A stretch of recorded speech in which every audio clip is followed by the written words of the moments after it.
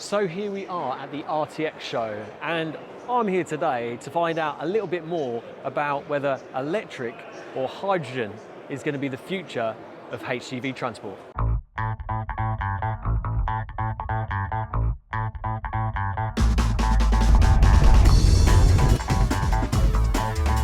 So here she is. She's a beaut, isn't she?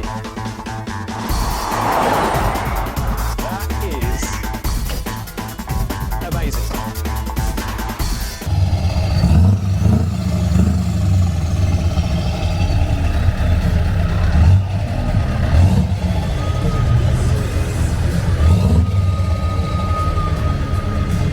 So as you could hear, it's certainly not the death of diesel yet, but what actually is coming through in terms of different fuels for the truck industry.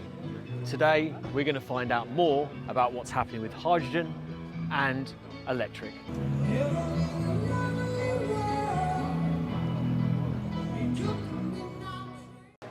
So where am I going to start in the HGV truck industry? A truck you've not perhaps heard of before, which is a Sany, which is the one behind me, which is a Chinese brand, and they do electric and hydrogen vehicles. And I'm going to speak to Sean to find out more. Hi Sean, how you doing? Yeah, good, thank you, very good. Can you tell me what your role is in Sany, and can you just give us an overview of Sany and what their mission is in the electric market in the UK? Yep, so actually I'm part of, I'm from Putzmeister, but we're part of the Sany group. So traditionally I'm involved with this bit on the back on a traditional diesel truck. So we're normally very familiar with dealing with the likes of Volvo, Mercedes, Scania, DAF, mounting these mixers to a diesel truck. But since 2022, with collaboration with our parent company Sany, we have launched this e-mixer. So the e-mixer is a base vehicle. The base vehicle is a standalone product, but at this early stage we're using it as a launch vehicle for the electric truck as well. Our drivetrain is a traditional ZF gearbox mated to an electric motor. We've got a 350 kilowatt battery pack behind the cab. The truck itself the base truck has been in existence since 2019 in China. Oh wow.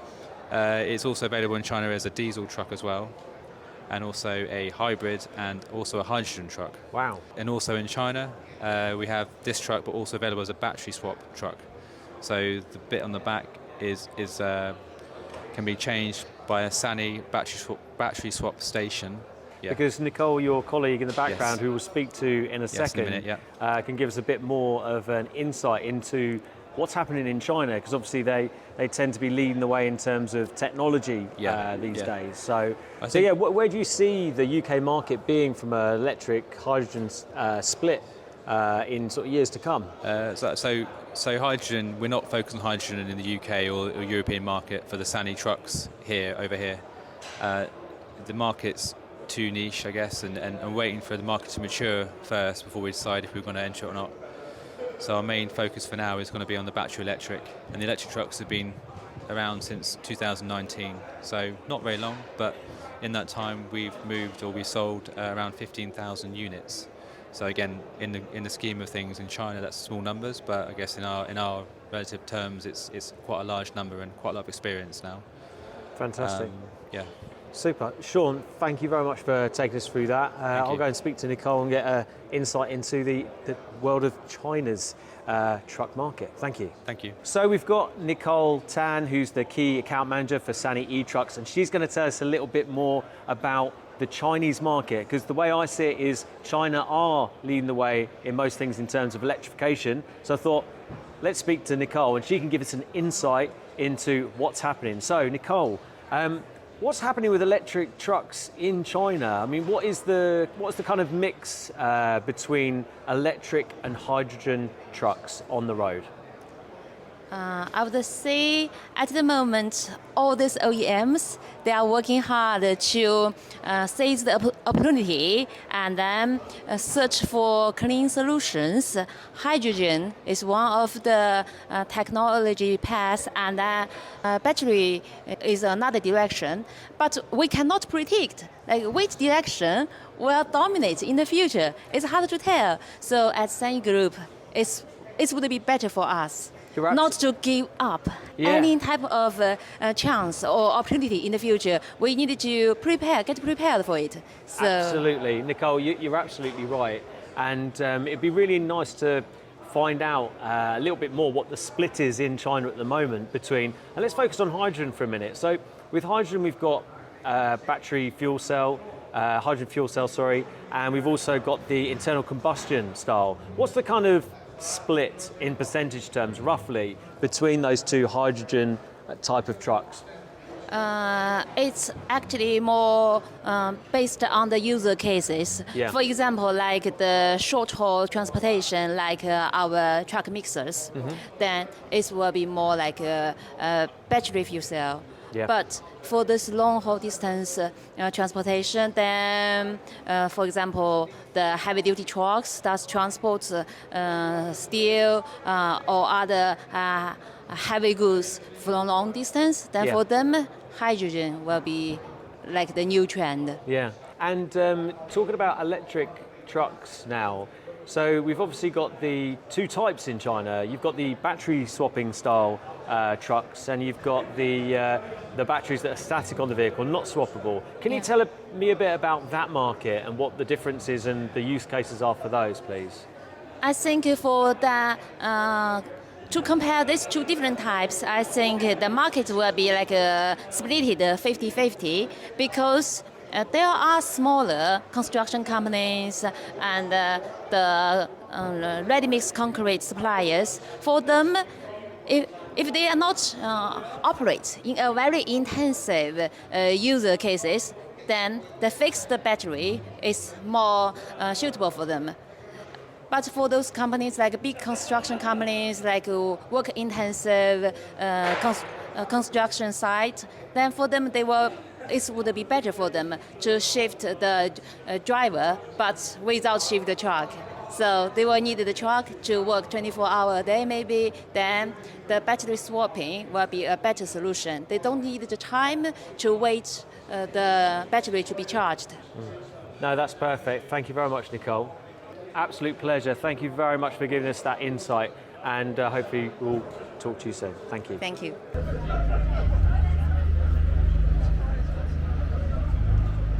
We're just at the Renault stand now, and I've got Jack Millington, the Energy Transition Manager. Hopefully I got that right. Yep. Fantastic. And he's going to take us through Renault's part in the electric transition and also hydrogen. Jack, can you give us a brief overview of what Renault is doing in that space? Yeah, absolutely. So yeah, thanks for talking to us, Tim. So for us as a manufacturer, we've been on our electric journey since 2018, really.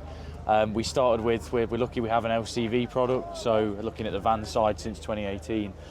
In 2020, we launched our electric rigids. That was then getting bigger, and now we're bits of kit like this with our E-Tech T range, which is our heavy-duty tractor unit now on the market in the UK. In terms of electric, yeah, it's core to what we do. Decarbonisation is a key focus of us as a business. It has been for a period. We're signed up for science-based targets. As all the other OEMs, we've got Vecto pushing us down this route, but we really believe it's the future. You mentioned hydrogen. I think it's one. Yes, it's coming, but it's coming as a thing. It's not here now, and it's a little bit of a distraction. We're saying let's focus electric where it works will be the answer. From an efficiency point of view, it's 3 times more efficient than hydrogen, so per kilometre it's going to be better for energy, so let's use it. Not discounting it, there'll be a place for it, but right now let's focus on the electric here. These bits of kit, they exist, they're ready, they're hitting the roads, and that's where we see it being, really. No, that's great. Thanks for that sum up, Jack. Can you tell us a bit more about this specific truck behind you in terms of the headline stats? Yeah, so this is our E-Tech T range, so it's 4x2 tractor unit, so 2 axles. We've got 6 batteries on this vehicle, so they're packaged in wheelbase here. So we've got 1 battery pack, 2, 3, and then the opposite side 4, 5 and 6. They provide 90 kilowatt hours of battery each, which then total 540 kilowatt hours on board. 3 motors drive this vehicle, so to the tune of 666 horsepower. So it's no milk float. So 3 motors, packaged in there, and we expect a range of sort of up to 300 kilometres is our figure for this. We've had a vehicle similar to this, a demo vehicle came over from Europe a couple of weeks ago on a road show, and we've been driving that vehicle loaded around the UK and seeing what the real world range of this actually is, which is, it's been impressive, and it really is getting that message out there. This kit is here, it's ready to go. Perfect. Jack, thank you very much for spending time with me, and have a good event. Cheers, thank you.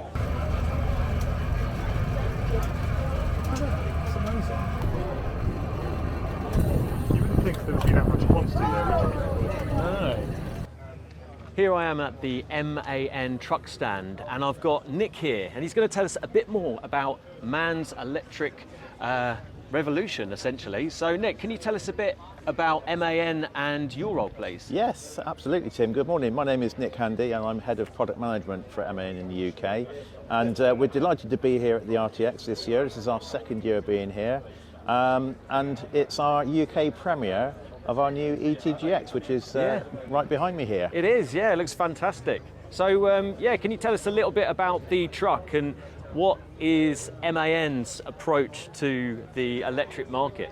Yeah, absolutely. So with this particular model, it's 6 battery units, so it's got 480 usable kilowatt hours of energy. And we have got a central drive unit, which we believe is the best solution for electric propulsion rather than an e-axle. The central drive unit consists of an electric motor with a combined 4-speed transmission, and that also gives us the ability to have a traditional mechanical PTO for tipper and wet kit applications, but also a ePTO for electrical takeoff for if it was a rigid vehicle that needed an electric fridge, for example. Oh, fantastic. And you guys have got a training booth just back there, and I was lucky enough to check out the e-mobility tour. And also, what's MAN's approach on hydrogen? Because as you know, I'm here talking about electric and hydrogen trucks today. Yeah, well, the hydrogen debate is very, very interesting. Certainly from the here and now and available decarbonisation options, battery electric is absolutely the way to go. Will hydrogen feature in the future? Well, who knows, it's crystal ball. But to be said, there are markets in the world where perhaps there is not green energy available.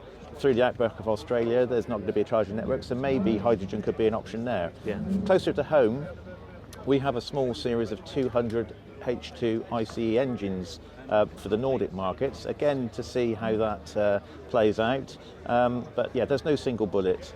But at the moment, the here and now and the longer term is definitely with battery electric. That's perfect. Thanks, Nick. Thanks for your time. Thanks, Tim.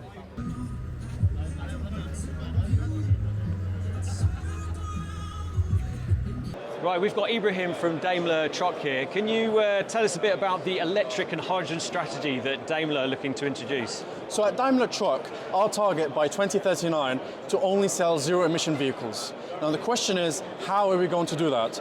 We've went for 2 strategies, hydrogen strategy and electric strategy. And in the hydrogen strategy, we're exploring 2 technologies, fuel cell and also combustion hydrogen. Perfect. And where do you see the main focus for truck companies in years to come, 2030, 2040? Do you feel it's going to be more hydrogen or electric? What sort of split do you think there'll be in years to come? There are many factors that will help the customer choose which technology to adopt. Hydrogen is more for longer ranges, higher payloads, even very short refueling time, and electric is more for domestic applications, but we've also got the e-Actros 600 who can also give a very good solution for long range applications as well. So there's many variables that play here, but it also depends on the available infrastructure, if it's hydrogen or electric with grid capacity, and also when it comes to cost. What will be the cost for hydrogen, the cost for electric, and looking at the bigger picture of infrastructure costs and energy costs as well. Absolutely. That's great. Thanks, Ibrahim. Right, we've got James Venables, Head of Future Sustainability for Daimler Truck. James, can you tell us what makes the Daimler e-Actros 600 different from your competitors? So Tim, we're really excited about this truck. It's a truck that we launched in Hamburg back in November. We start production of the truck in December of this year, and the things that really set it apart from the competition are the fact that due to the fact that we've got 600 kilowatt hours of usable battery capacity through the LFP batteries, we've got a range of 500 kilometres, at least 500 kilometres at 40 tonnes. That coupled with the fact that we're offering megawatt charging, which recently we communicated that we were able to charge the truck at over a megawatt, leading to a charging time from 20 to 80% with a megawatt charger once they become more widely available of under half an hour, is a truck that operators can really see fitting into their operations alongside diesel trucks. Perfect. Thank you very much, James. And just a very quick question. What do you see being the future of the truck industry as a majority from 2030 to 2040? Honestly speaking, I think it depends on the operator as to what that mix will look like and the business case specific to each operator. And that's the reason that we're offering those technologies. But one thing we're committed to is whether it's battery electric or hydrogen, we want to offer trucks that have a similar design life to diesel. So the e-Actros 600, as you see it here, has a 10-year, 1.2 million kilometre design life, just like our diesel trucks. That's perfect. Thank you very much, James. Appreciate it.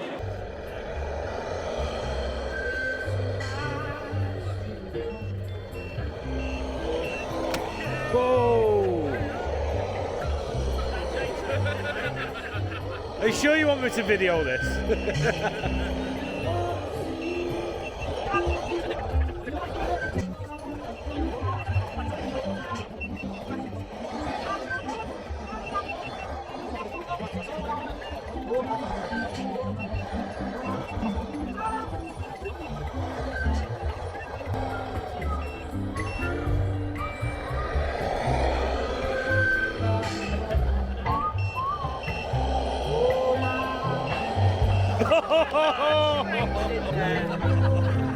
I think it might have run out of charge.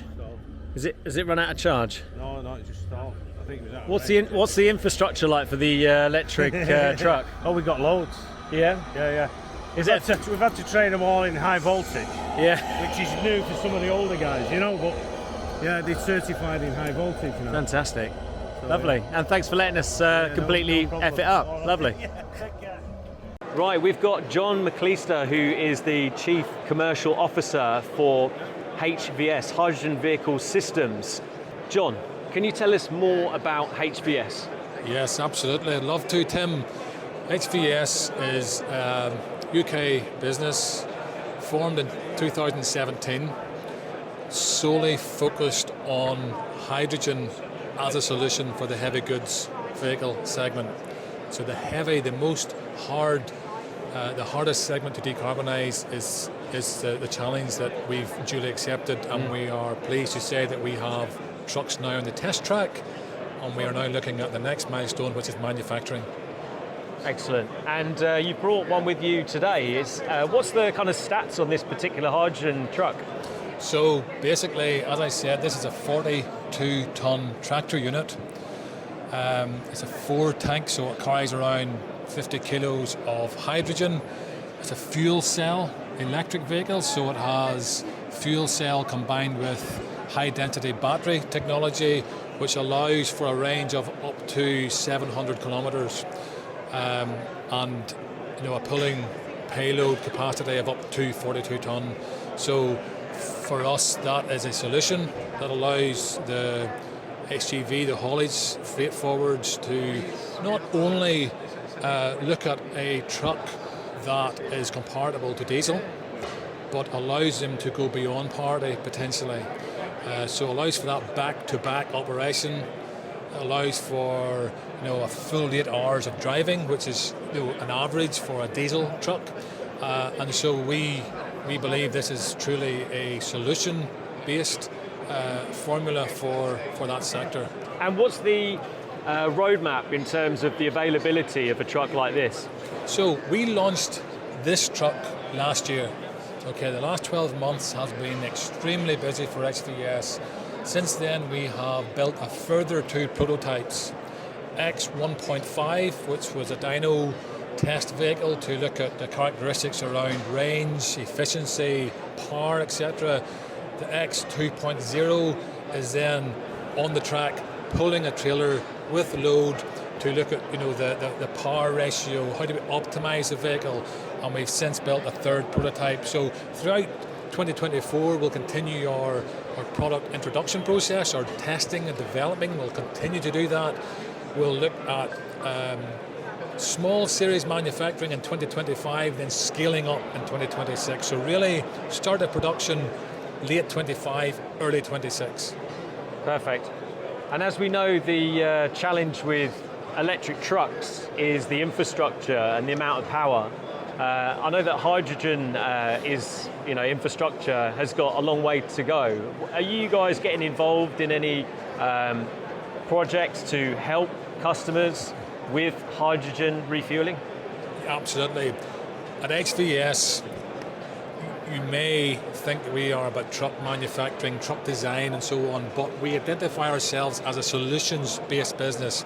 So transition to net zero program, what is that? That looks at what does a customer need to consider as he looks at a zero emission product.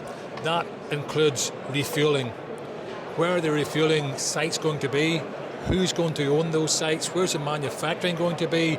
And we are very fortunate we are agnostic in terms of that element, but because we can consolidate customers, we can consolidate projects, then we are best placed to act as prime contractor on behalf of the customer to talk to the many number of very credible and in particularly UK-based companies in terms of hydrogen production, infrastructure, and so on and so on. People like Rise Hydrogen, UK company, huge ambitious plans, setting up a number of sites across the UK, Podium Power, Green Cap, there's a number of them.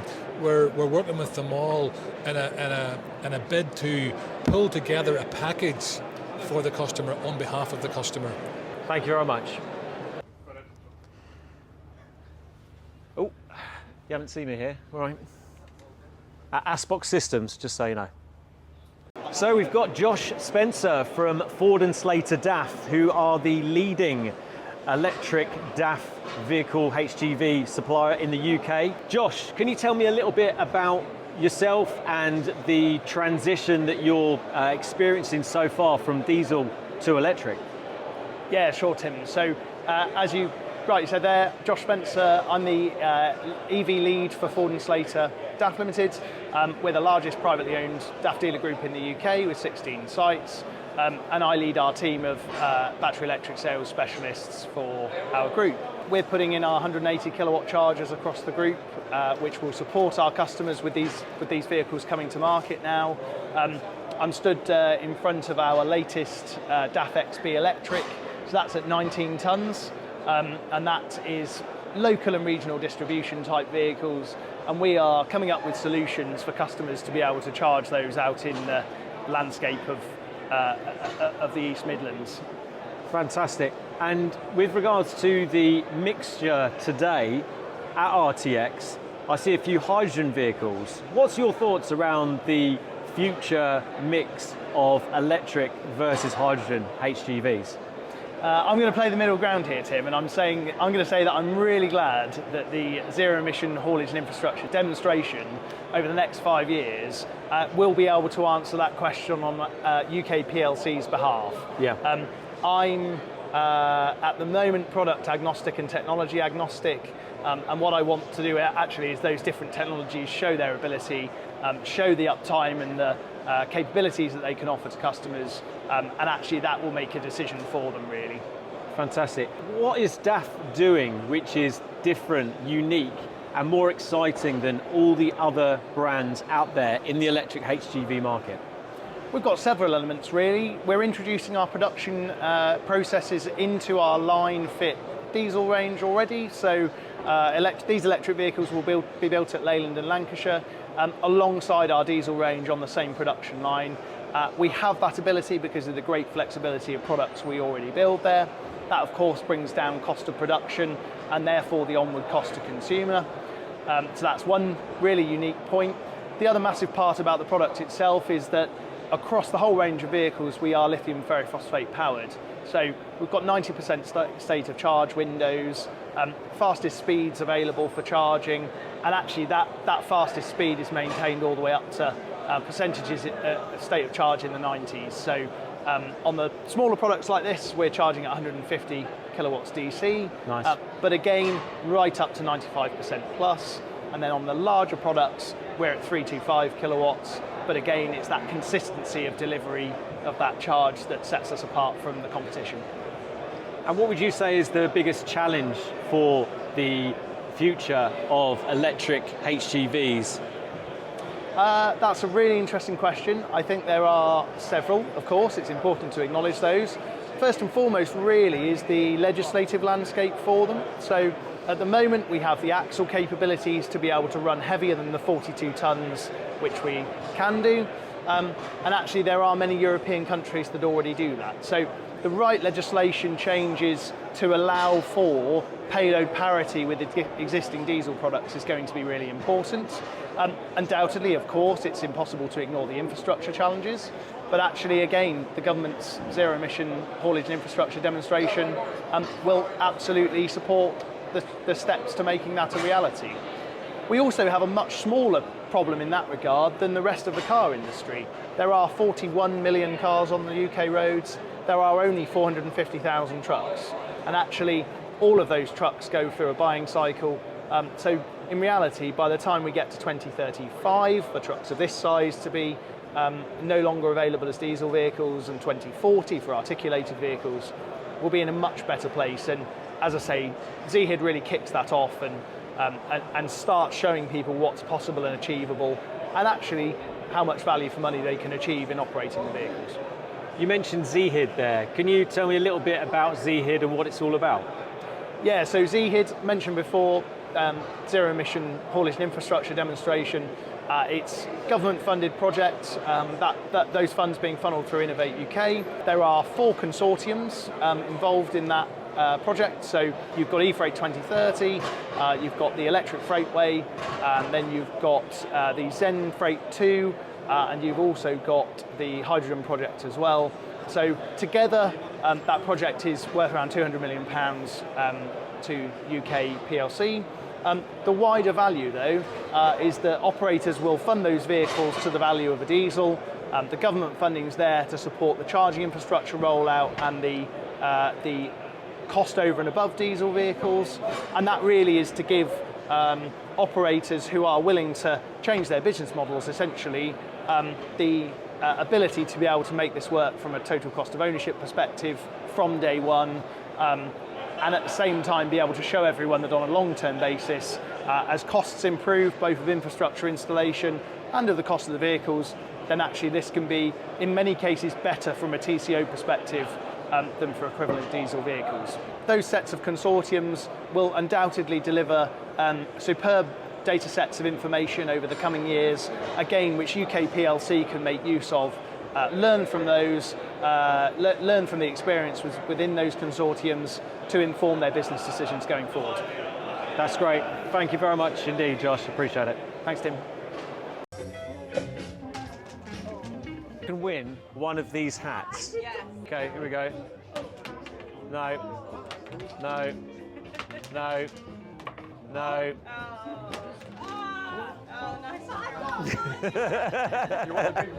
So basically, the small ones I couldn't do because they were for adults. So I've got the golden child's one. So hopefully I'll get it over one. Yes, I can get a hat now. There we go. Amazing. See you later. Right, we're just at the Volvo stand and we've got Mark Collins, who's the e-mobility product manager, and he's going to tell us a bit about the Volvo transition. Mark, thanks for spending time with us today. What is it that Volvo are doing from an electric and hydrogen HGV point of view? Yeah, hi there. So from an e-mobility point of view, we have been in serial production with electric vehicles since 2019. That was with our medium-duty FL and FE products, so 4x2 and 6x2 rigids. Yeah. Since then, though, we've electrified the full range of vehicles, so even the heavy-duty range, so the FM, FMX, FH, and also a brand new model here is available with an electric driveline. Yeah, we're fully invested in battery electric vehicles, but also we have got a future for hydrogen as well. So we've got a partnership with Westport Fuel Systems to look at hydrogen combustion engines, but we also have a joint venture with Daimler Truck, and we formed a company called Cell-Centric, who we've got investments in, looking at fuel cell stacks, and we're hoping to launch them into serial production in the latter half of this decade. That's great, thanks Mark. So we've got the electric Volvo truck that I've seen before. I think it was here last year and other shows, but this is a new truck, Mark. Can you tell us more about what makes this new? And yeah, I mean the colour is amazing. It obviously I spotted it a mile off. But yeah, far away. Absolutely. So this is a brand new model for us, so it's really exciting. It's our Volvo FM low entry. It's the first battery electric only model we've got. So you cannot get this with a combustion engine. And the reasons are, basically what we've done with the frame is we've dropped it down. That's enabled us to have a flat floor through the cab.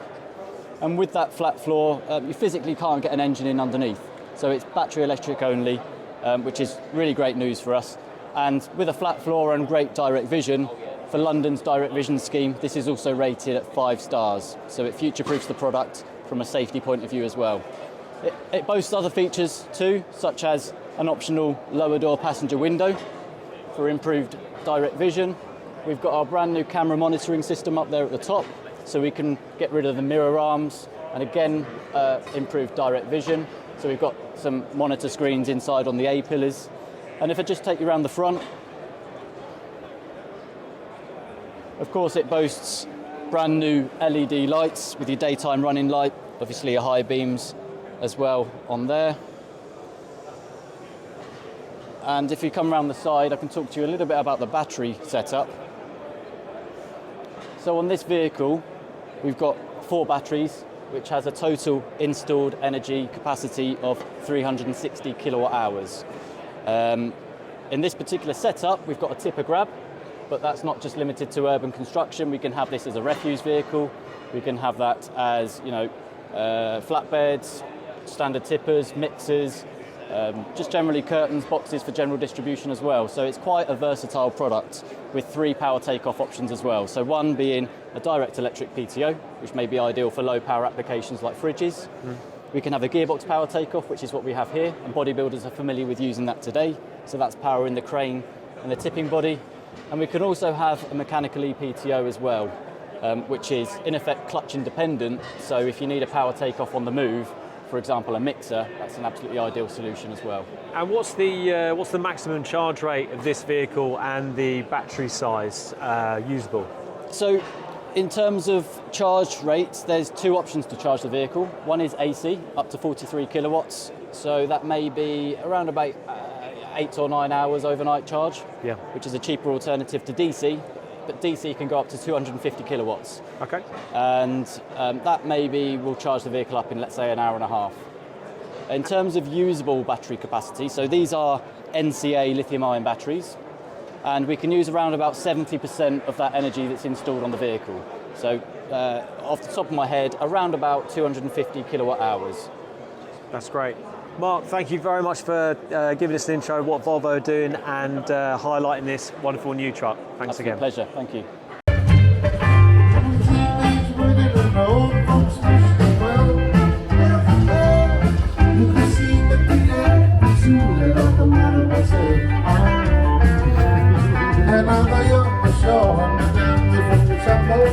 Right, we're at the Volta stand and we've got Ben Rogers, the Technical Development Manager. He's going to tell us a little bit more about this amazing Volta truck, which isn't a legacy brand. Ben, can you tell us a bit about Volta? Indeed, so Volta trucks are a new OEM producing a 16 and 18 ton rigid full electric vehicle.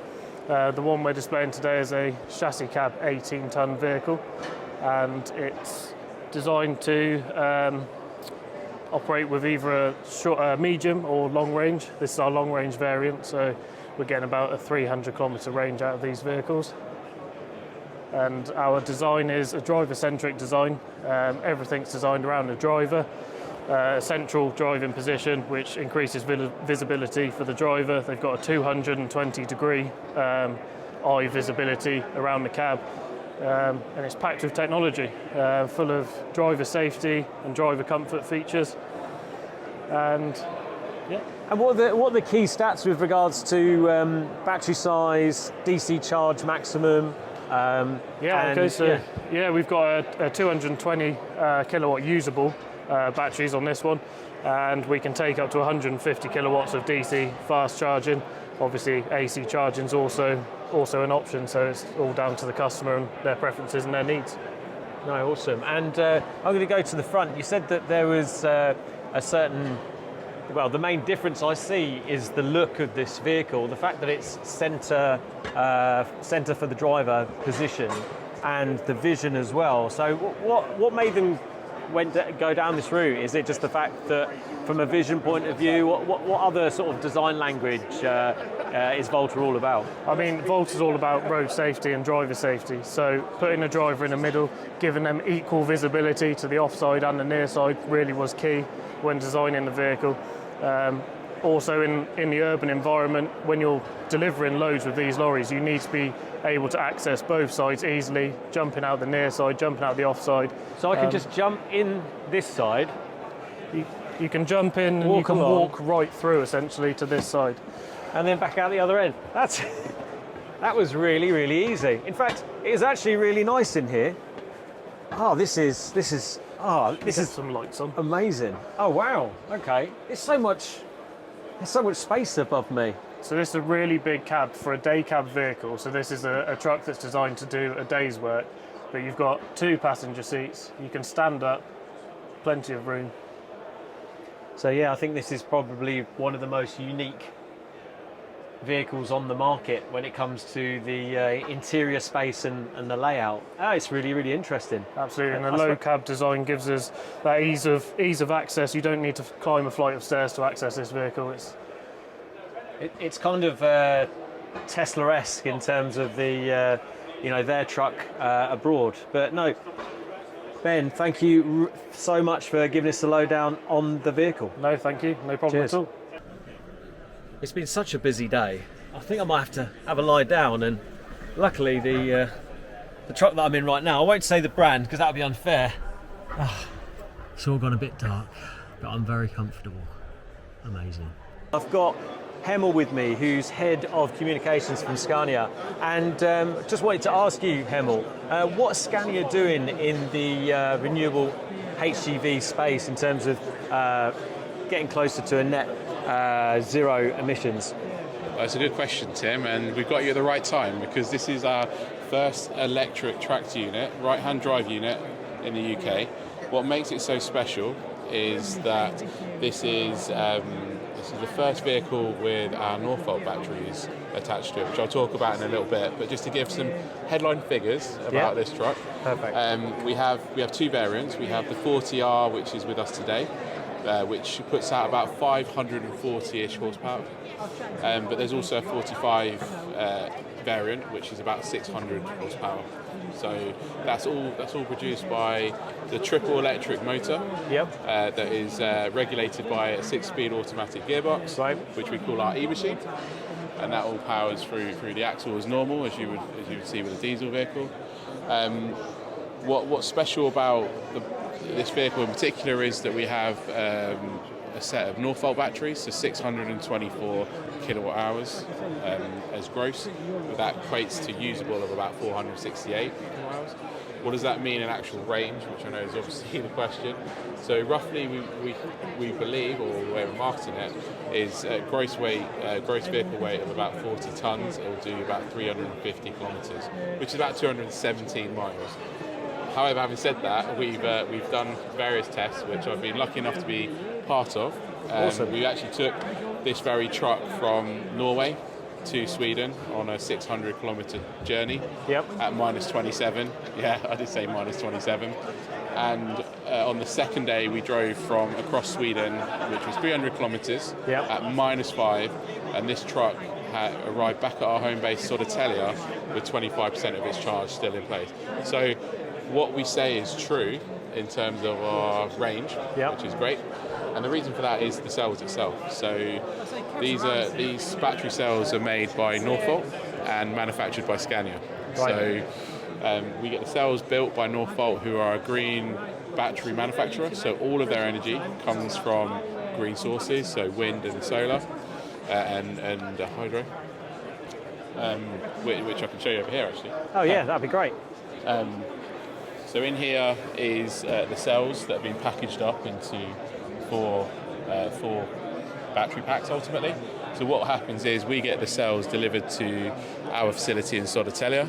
They're then put together in our battery assembly facility, which opened in September last year, and then it moves across to the production line where these trucks are built. So the reason for that is quite straightforward. It means that the one thing that we are well known for is being a durable, reliable manufacturer, and that's why people buy our products. That's why we're at the premium end.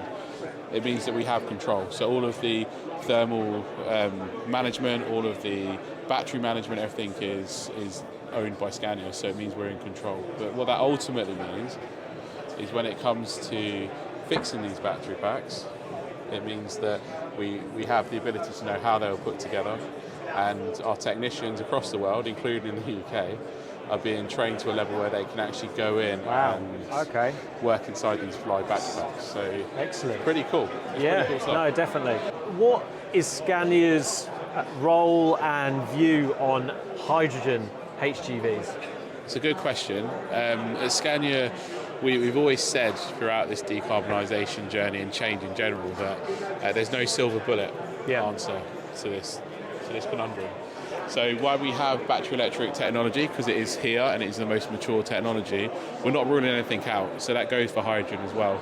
So with hydrogen technology, we are trialling it. We were one of the first manufacturers to trial hydrogen vehicles. We do have some in operation across Northern Europe as we speak. And as part of the ZED trials, we'll bring in 6 to the UK, hopefully, to be supporting of that journey. But realistically for us, it's more about understanding how it could fit into the UK market. Does it fit with the niches that people need? And that'll be part of a bigger project that fits around 20 other vehicles across Europe. So yeah, it's not off the table. We do see it as a good energy carrier, but at the moment the more mature technology is battery electric, so we'll see where it goes. Emil, thank you very much for that, and appreciate your time. People are getting confused, and I think that while there's that confusion out there, it becomes another sort of break on the progress. Who's going to? I guess, maybe Go on, Jack, go for for it. everyone, the boxing gloves probably need to go away, but I think it's kind of moving away from that view of it isn't a fight anymore. It's not a one or the other. It probably will be both, and we're all kind of acknowledging that, and I know I'm speaking for, but that's kind of how I'm seeing it. The hydrogen will have its place, is probably that, and it's to be decided, but it is a bit of a distraction at the minute, and kind of my message has been, let's go for where electric works, let's start looking at that and not go, I'm waiting for hydrogen. We have to decarbonise everything at the end of the day. That's the end game for us all. So hydrogen will probably have that place in it. The stat we've thrown in before is, hydrogen is a third as efficient as electric. So if you look on it as efficiency per kilometre, electric, where we can do it, we'll go electric. Hydrogen will be that top bit, which yes, in the UK, it probably is smaller than we even thought 2-3 years ago, so that it will be a bit more. And then hydrogen combustion will probably that final bit of probably even the markets where it doesn't work for fuel cell or electric. So, we're all pan-European international businesses. We're probably, there are other markets we need to keep a focus on too, where the UK might have put in the infrastructure for electric for hydrogen. Hydrogen combustion, while, this probably might not be a good idea for the UK, there are a lot of other markets that need a solution too.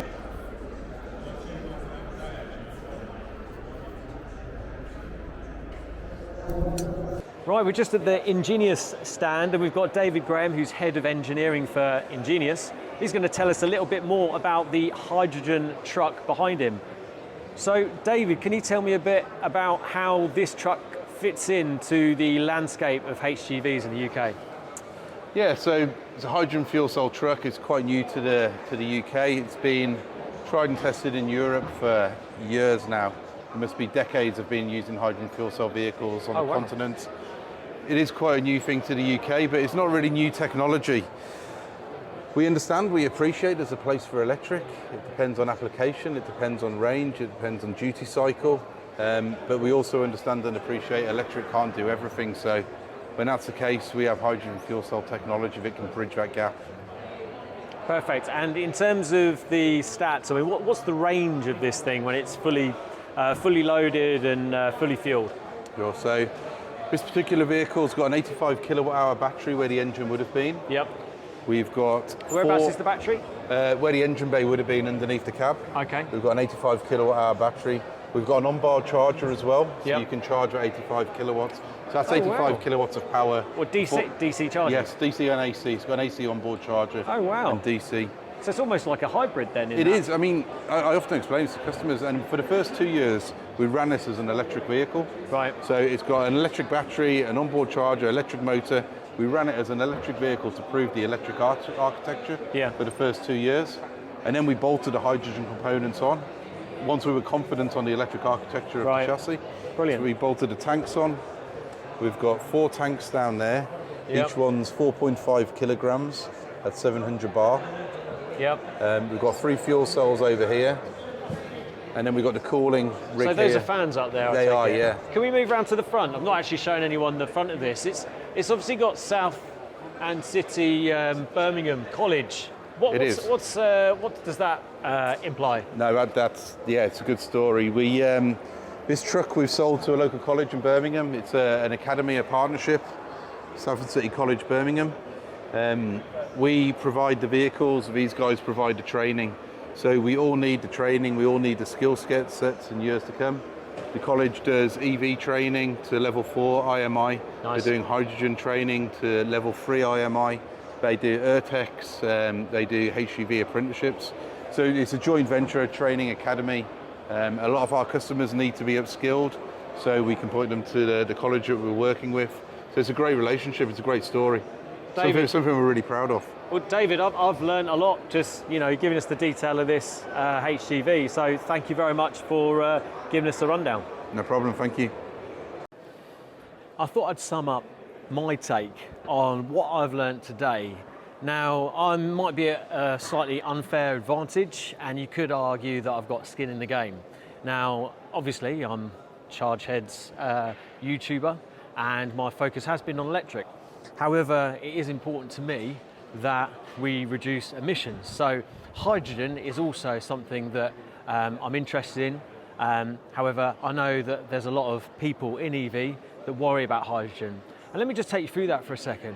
I think the reason, and this is certainly my reason, that people worry about it is because hydrogen isn't necessarily environmentally friendly. Because if you didn't know, there's various colours. And I've learned of some new colours today. And there's green, which is the good one, in terms of hydrogen generation from renewable sources. There is blue, which is from carbon capture. There's turquoise, there's white, there's grey. There's all sorts of different colours. But this is, I think, what worries a lot of the EV people out there, because there does seem to be, are you a hydrogen fan or an electric fan? So I think that's what worries the electric evangelists, if you like, to make sure that it doesn't get dirty from the potential fossil fuel companies looking to make a quick buck. So I've tried to be as neutral as possible on this video. And I'll tell you what I've learned. I've learned that electric, it's here now. There's infrastructure here now. There's DC rapid charging here now with liquid charging up to 400 kilowatts. There's only one truck that can take up to 375 kilowatts. Some are 250, some are 375, 350. It depends on the truck itself.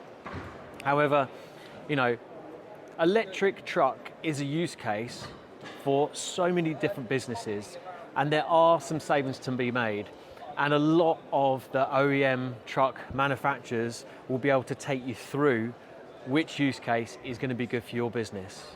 But there is still a use case for hydrogen.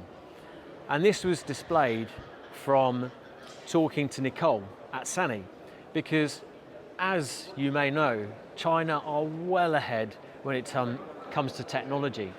And the technology in China, they're far ahead in electric trucks. They've got the hydrogen, they've got internal combustion engine hydrogen, they've got fuel cell hydrogen, they've also got battery swap electric vehicles and the normal electric vehicles. So this is why I was really keen to speak to Nicole, because they've got a better insight in terms of what is going to happen in the future of the UK. There's another factor to take on board as well, is the fact that the UK is only small. So will the hydrogen truck route be that popular? There's only one way to find out, and that is time. And no one's got a crystal ball. But most importantly, let's try and get more diesel trucks off the road from an emissions point of view, and as a minimum, get them to HVO in the meantime, while the life cycle of the diesel truck is still ongoing. But I hope you've enjoyed it. Mine's Tim Aylan. Thanks for watching.